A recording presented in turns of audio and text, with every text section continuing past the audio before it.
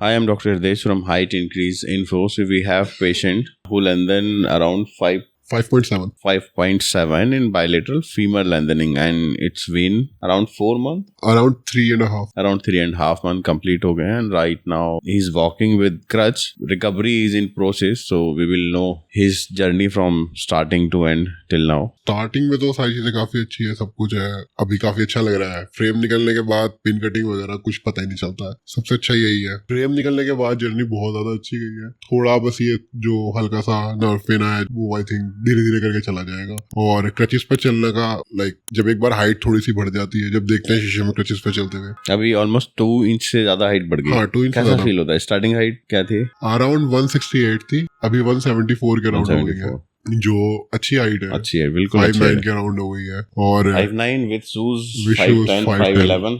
आराम से हो जाएगी। और जब चलते हैं, खुद को देखते हैं, आई लेवल टू आई लेवल, वो अलग ही फीलिंग आती है। हाँ ठीक है, हो रहा है अब। और जैसा फीमर लेंथनिंग का एक्सपीरियंस कैसा रहा? फीमर लेंथनिंग का आइडियली काफी अच्छा रहा मेरे को ज्यादा पेन वगैरह का प्रॉब्लम स्टार्टिंग में ही नहीं हुआ था। थोड़ा बर्निंग वगैरह जब भी हुई थी वो मैंने आपको बताया था, 1-2 दिन का ही था वो, उसके अलावा तो ज्यादातर खास नहीं हुआ है कुछ भी। और प्लान 6 का किया था, बट वो मेरे को थोड़ा अर्जेंट जाना था, आपको पता है, तो इसलिए हम लोगों ने 5.7 के अंदर एंड कर दिया था। और जितनी भी लेंथनिंग का प्रोसेस है, थोड़ा स्टार्टिंग में पेन, शुरुआत में एक हफ्ता स्टार्टिंग का थोड़ा सा अनकंफर्टेबल लगेगा। और लास्ट में फिर अनकंफर्टेबल लगेगा, क्योंकि बहुत टाइम तक सीधा सोएंगे। सबसे बड़ा प्रॉब्लम सोने में ही हुआ है मेरे को, जो लगा है फ्रेम के साथ सोने में। लास्ट में वो भी लास्ट का एक हफ्ता सोने में बहुत प्रॉब्लम हुई थी। बट फ्रेम निकलने के बाद मेरी बेंडिंग, सारी चीजें, आई थिंक फिजियो ने बेंडिंग मेरा फ्रेम निकलने के बाद कराई भी नहीं, क्योंकि पूरी थी पहले से, स्टार्टिंग से। वो 2 दिन में ही मेरा पैर पूरा टच हो गया था, कंप्लीट बेंडिंग हो गई थी, क्योंकि स्टार्टिंग में ही हमारी बेंडिंग बहुत अच्छी थी। 120-125 तक पहुंच गया था फ्रेम के अंदर ही। तो सबसे बड़ी प्रॉब्लम बोलते हैं फीमर में बेंडिंग आती है। नहीं, स्टार्टिंग से अगर मेंटेन रखो तो वो मेंटेन हो जाती है। जैसे अब तुमने मेंटेन रखा तो हमारी अभी तक ठीक है। तो अभी तक तो मेरा काफी अच्छा एक्सपीरियंस रहा। बाद में जब जैसा फर्स्ट टाइम चलना स्टार्ट किया क्रच से, कैसा लगा?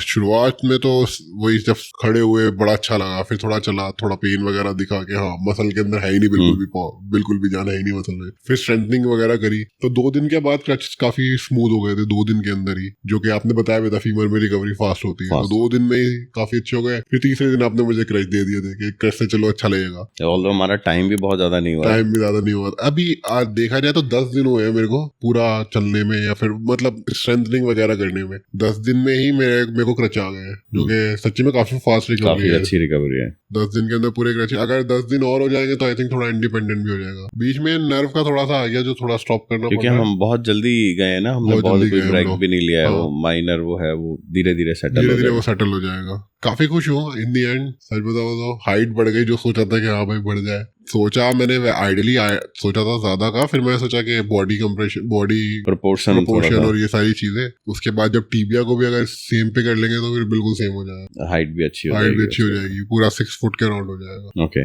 क्यों करानी थी लेंथनिंग? कुछ रीजन? वही लास्ट टाइम वो यूरोप गया था, यूरोप में सारे लंबे दिखे, तो मेरे लिए काम करते थे वो, लेकिन थे लंबे तो बड़ा थोड़ा इनसिक्योरिटी सी वहाँ पे। कोई ऐसा स्पेसिफिक, इंडिया में तो ऐसा स्पेसिफिक नहीं लगा, लेकिन बाहर लग रहा था कि यार, और मैं ज्यादातर बाहर ही ट्रैवल करता हूँ, रहना भी वही है, तो मेरे को लगा कि नहीं चलो ठीक है। शूट ढूंढते मेरे को हाइट इन्फो का पता चल गया, मैं चलो तो करा ही लेते हैं। वही 21 को आया था, 29 की सर्जरी हो गई थी हमारी सीधा। हाँ, ओवरऑल अभी तक का कैसा रहा है? मतलब जो सोचा था वो हुआ है या फिर कुछ? हाँ, जो मैंने स्टार्टिंग में प्लान किया था 8 सेंटीमीटर तक करना है मेरे को, एक ही सेगमेंट में, क्योंकि मेरे को लगा था एक ही सेगमेंट कराऊंगा। फिर आपने बताया थोड़ा बॉडी प्रोपोर्शन के बारे में, क्या होता है क्या नहीं होता, फीमर बहुत ज्यादा लंबा लगने लग जाएगा यार, कैसे होगा, वो सब कुछ सोचा। उसके अलावा फिर मैंने भी थोड़ा रिसर्च किया, मेरे को लगा कि हाँ 6 सेंटीमीटर कराते हैं, 12 सेंटीमीटर अच्छा हो जाएगा, बॉडी प्रोपोर्शन भी अच्छा रहेगा और हाइट भी बहुत अच्छी हो जाएगी। तो हाइट भी अराउंड 6 फुट हो जाएगी। अभी एक प्रोपोर्शन कंप्लीट हो गया है, दूसरा प्रोपोर्शन कराऊंगा अभी लास्ट, आपको बताया लास्ट ईयर के लास्ट के अंदर आऊंगा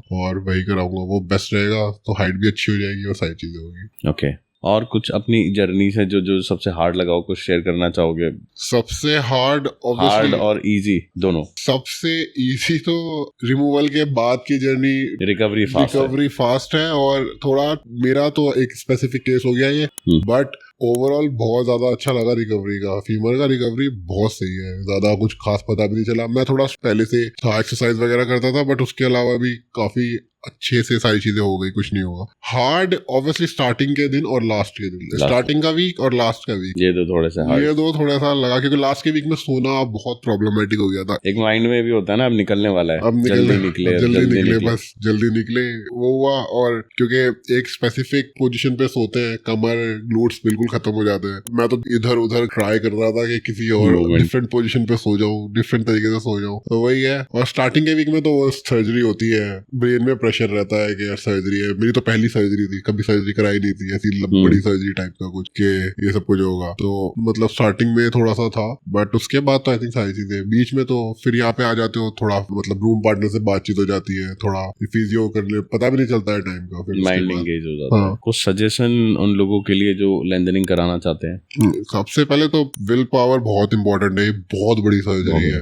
आई थिंक सबसे बड़ी सर्जरी है ये, जितने भी कॉस्मेटिक हो रहे हैं सबसे लंबी सर्जरी चलती है। 4-5 महीने, अगर तुम पूरा 6 से 7 सेंटीमीटर ले रहे हो तो कम से कम 5 महीने तो लगते हैं। मेरा थोड़ा अच्छा हो गया, जो मैं 3.5 में हो गया, टाइम कम था, हमने कर लिया। बट लाइक 4-5 महीने लगते हैं। तो विल पावर बहुत इंपॉर्टेंट है, और माइंडसेट बनाकर आना यहाँ पे बहुत इंपॉर्टेंट है, क्योंकि पहले से स्ट्रांग आएंगे तो फिर पेन का पता नहीं चलेगा। वरना सोचेंगे कि बस सर्जरी है, हड्डी तोड़ेंगे और लेटे रहेंगे, हम बढ़ते रहेंगे, ऐसा कुछ नहीं है। पेन होगा तो फिर अगर स्टार्टिंग से सोचा है कि हाँ भाई पेन होगा, हम लोग झेलेंगे पेन को, और लाइक हमारे पास पेन किलर होगी, उससे बच जाएंगे, लेकिन सोच के आना पड़ेगा भाई पेन होगा। मेंटली प्रिपेयर होना बहुत इंपॉर्टेंट है। दूसरा, आई थिंक सारे लोग पेरेंट्स को नहीं बताते हैं, तो कोई प्लीज किसी एक स्पेसिफिक पर्सन को तो बताओ बिल्कुल। क्योंकि लास्ट में मैंने भी अपने ब्रदर वगैरह को बता दिया, पहले फैमिली को नहीं बताया था, फिर ब्रदर वगैरह को बता दिया, तो उसके बाद की जर्नी बहुत ही अच्छी गई है। एक सेटिस्फेक्शन मिल जाता है ना कि एटलीस्ट कोई है कुछ है उनको, तो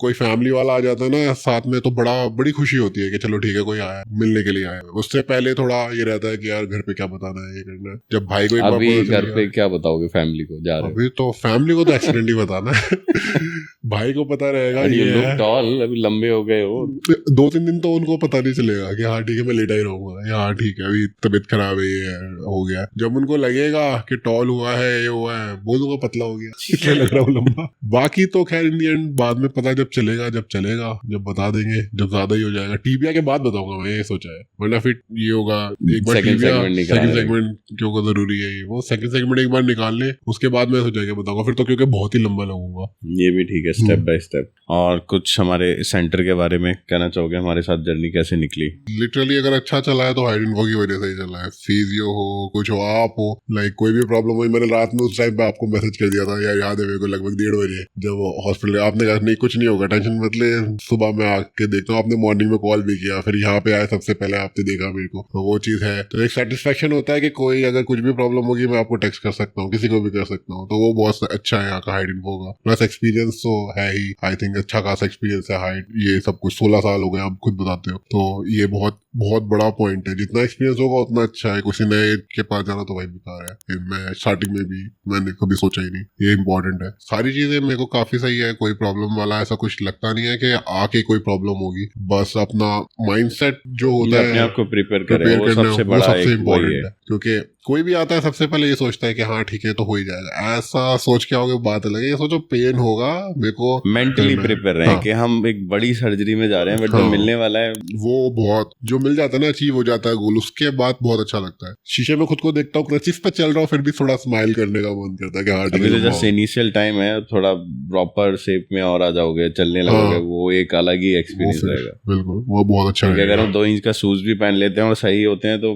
मस्कुलर होते हैं, तो अच्छा लगता है, पूरा डिफरेंट हो जाता है लुक। तो ये था इनका 5.7 सेंटीमीटर का रिव्यू, एंड 3.5 मंथ हुए हैं right now. He is in still recovery process. So अगर आपके पास और कोई क्वेरी है regarding limb lengthening, limb reconstruction, number is given below. Thank you.